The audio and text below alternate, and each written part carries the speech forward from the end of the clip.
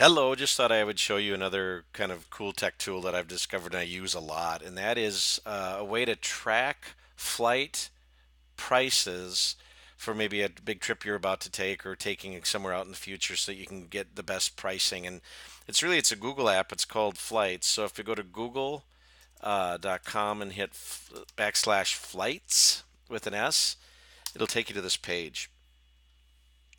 And this is Google Flights page. And so let's say you were thinking maybe going to Paris in September would be a cool thing, cool in the way that it's after tourist season and it might be a kind of great time of year. And so Charles de Gaulle, CDG. So I'm just saying I'm going to go from Madison, Wisconsin to Charles de Gaulle. It's round trip. Let's say it's going to be two of you and you're going to do economy because you just want to get there pretty economically. And then let's go to the dates, and you can just say let's just look at the week of how about right after Labor Day. So if we go Labor Day weekend? So if I left on the first and we came back on the 8th.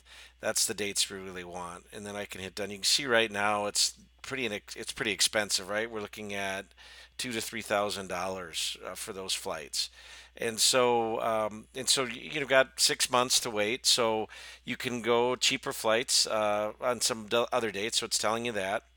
There's a graph to show you the price trends for that 7 day trip to Paris, so you can kind of see what happens as you move through the year as to when the prices go down or go up. Um, you could choose maybe some other airports. So Charles de Gaulle is 2330. Orly is a little bit more expensive, but maybe you would say, well, what if I flew into some other places and took a train? I mean, in that part of the world, it's really easy, like a train from Brussels. So maybe it'd be cheaper to go to Brussels. It's not, and yet you can look at all those options. So then I want to go back.